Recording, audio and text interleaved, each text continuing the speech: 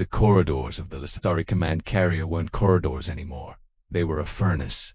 Emergency bulkheads hissed shut behind fleeing crew, sealing off deck after deck as the ship's spine buckled under repeated impacts. The lights streamed between crimson and dead black like the vessel couldn't decide if it wanted to warn them or spare them. The Site Commander Serin Vaal ran anyway. His pale sea glass skin was slick with coolant and blood. One hand pressed a torn sleeve against the shallow cut in his ribs. The other clutched a cracked data slate that kept flickering between life and static. He burst onto the bridge report. He shouted, voice raw over the wailing alarms. A navigation officer barely old enough to have grown a full crest up blith-wide, shaking eyes. We lost 4 more escorts, sir. Their formation dissolved. The Kroth Dominion as a blast hit the aft section. The bridge shuddered like something huge had grabbed it and tried to tear it off. The Kroth are slicing through our fleet, the officer finished, swallowing hard. We're down to 11 ships. We deployed for B2. Serin stared at the tactical, HOLR. Red signatures enemy surrounded. The blue remnants of the Lysari defense. It wasn't a battle, it was a harvest. The Lysari were traders, botanists, cartographers. Their ships were designed for long voyages and gentle atmospheres, not war. Their weapons were defensive, polite, built for deterring pirates, not stopping a dominion that had been conquering for centuries. On the main display, a Lysari cruiser ruptured into a silent bloom of debris. One bright moment of light, and then nothing but drifting metal. 30,000 souls erased. Serin's mouth went dry. Then the comms officer turned from a console, voice tight. Message from Asteron, homeworld. The High Concord requests immediate evacuation of leadership. They're asking if you can break the blockade. Serin's jaw clenched. Tell them, he forced the words out. Tell them we cannot. We are being dismantled. Another tremor. Gravity flickered for half a heartbeat, and the bridge crew stumbled as pens and tools drifted upward like stunned birds. Damage control barked through the intercom. Hull breach on deck 9. Emergency fields are holding barely. Serin dropped into the command chair like it weighed 10 tons. Across the view, the enemy flagship slid into view. It was not a ship, it was a moving fortress, black, angular, plated with armor like overlapping scars, studded with weapon spines and heat vents. Its name scrolled across Lysari intercepts in cold-translated text. Dominion, Juggernaut, Grave Chronond. It was turning toward Asteron. Asteron, blue oceans, floating reef cities, children who had never heard a weapon fired in anger. The tactical officer's voice cracked. Commander, Grave Crown is aligning for planetary strike. Serin felt something inside him twist. They weren't going to lose a battle. They were going to lose a world. He keyed the fleet-wide channel. The faces that appeared were bruised, exhausted, lit by emergency lighting. Captains of the last surviving Lysari ships. Serin swallowed the terror in his throat. We all see it, he said quietly. We can't match them, but we can buy time. Every minute we stay in space is one more minute our people can hide, run, or pray. A few captains nodded. One closed his eyes like he was already saying goodbye. It has been an honor, Serin continued, voice steady through sheer stubborn will. Hold as long as you can. The channel went dark. One by one, Serin turned to comms. Send my final transmission to the Concord. Tell Speaker Maren, we trip. As the comms officer complied, another blue dot vanished from the HOLO.10.9.8. Serin stared at the shrinking handful of ships and realized the truth with icy clarity. No one was coming. Asterisk, deep beneath Asteron's capital reef, the emergency bunker thrummed with dissonant impacts.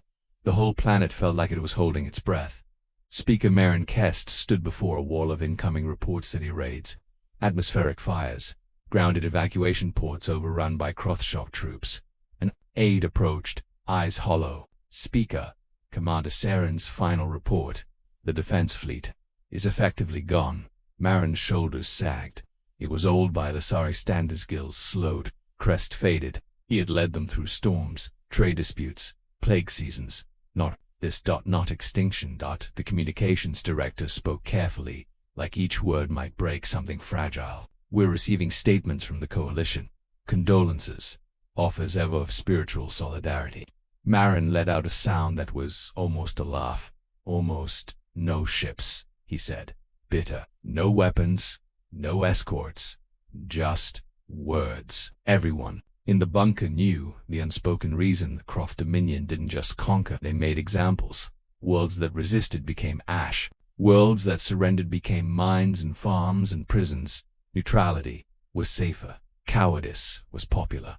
The communications director hesitated. There is one more option. Maren looked at her. A general distress broadcast, she said. Not addressed to governments. Addressed to anyone. On all emergency bands, unfiltered. Maren's eyes were tired. If the great powers won't help, why would anyone else? Because, she said softly, some beings still remember what right looks like. Above them, the bunker shook again. Dust drifted from the ceiling like slow snow. Maren closed his eyes for one long second. Then he opened them. Do it, he said. Send it. Asterisk. The recording light turned on. Maren stood before it, shoulders squared, voice steady, despite the tremor in the walls. This is Speaker Maren Kest of the Lysari Concord, he began. We are under attack by the Kroth Dominion. Our fleet has fallen. Our cities burn. In our civilization may cease. His throat tightened. He swallowed and pushed through. We have harmed no one. We ask any species capable of assistance, or otherwise, to respond. If any among the stars believes innocent lives matter more than political safety. He leaned closer. Please. The signal launched, tripping outward at light speed, passing through listening posts, relay buoys, forgotten satellites, and in different empires. Most receivers flagged it as tragic and archived it. Some never translated it.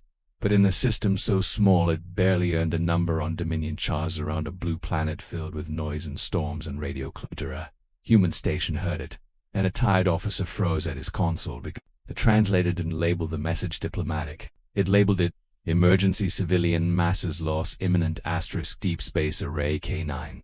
Lunar Far Side. Lieutenant Ari Vega replayed the message 3 times, refusing to believe the ache it put in her chest. It wasn't the words. It was the sound behind them, distant impacts. Someone screaming far away. The thin, stubborn calm of a leader, trying not to break on record. Vega forwarded it up the chain with trembling fingers.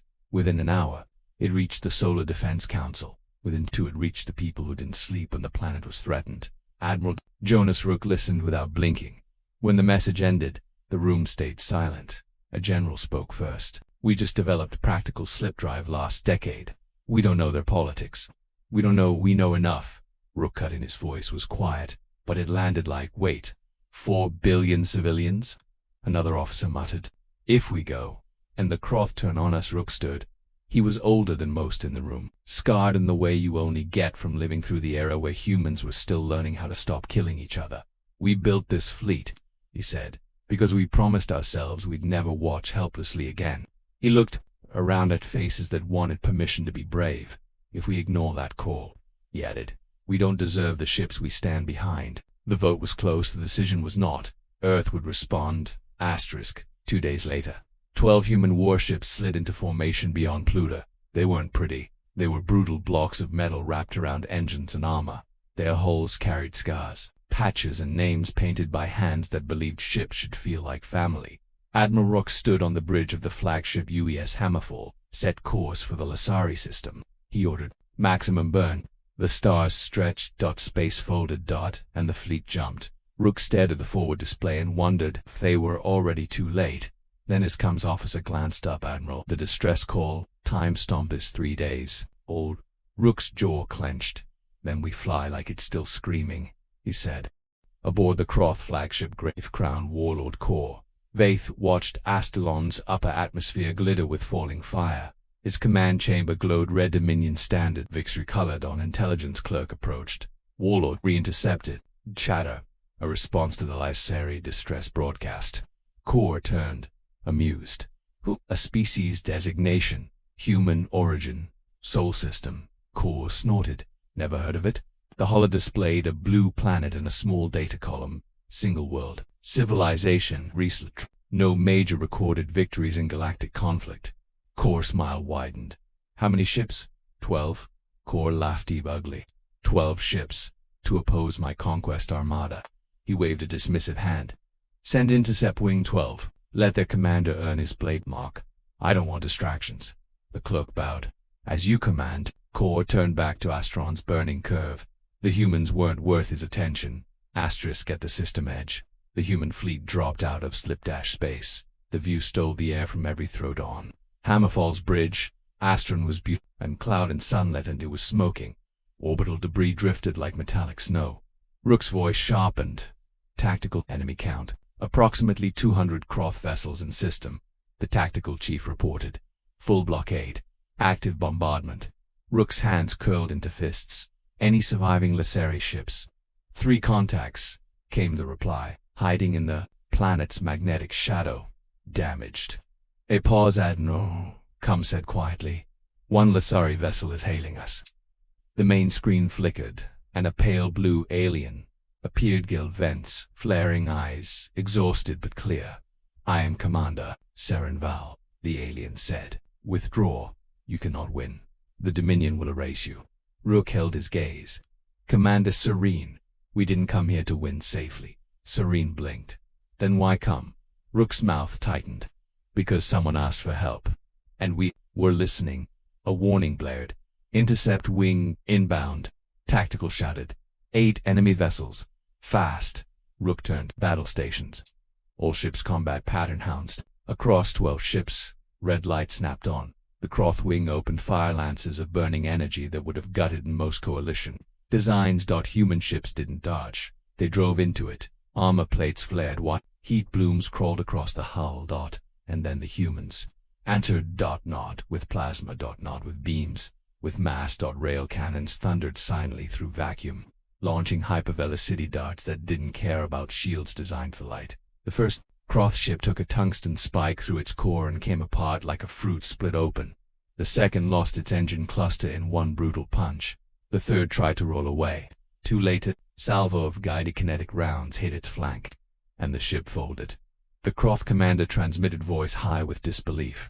What are these weapons? His signal died mid-dash. Screamed. In under 4 minutes, 8 Kroth vessels were either shattered or drifting dead.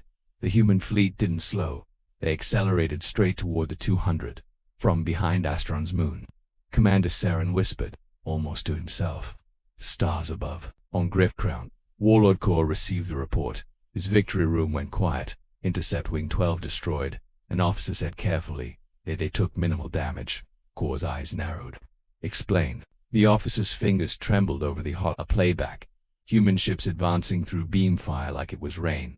Kinetic strikes punching through Dominion shielding. T maneuvers bait. Collapse, crossfire, repeat. They fight differently, the officer admitted. No on a line. No dual distance. Corps stared at the incoming icons. 12 blue specks moving with purpose. For the first time that day, the warlord's grin vanished. Signaled the fleet, he growled. Full combat formation. If they want war, give it to them. The Dominion formed battle lines. Long-range beam doctrine. Layered shields. Heavy ships front. Logistics rear. Rook watched it and nodded once. Predictable, he said. He opened. Fleet comes. All ships execute pattern. Rook's jaw. We don't trade shots. We break spines. 12 human ships split into 3 claws. Left claw, fast destroyers and missile boats. Center, Hammerfall and 2 heavy cruisers. Right. Electronic warfare frigates and strike carriers. The Kroth opened fire. Hundreds of lances, streaking across space. Human ships burned through it, armor glowing. Then the left claw curved not toward the front line, but toward the rear, toward the supply spine. A Kroth officer shouted over comms. They're going for our fuel tenders. No one attacks the spine. A Kroth captain snarled. Cowards.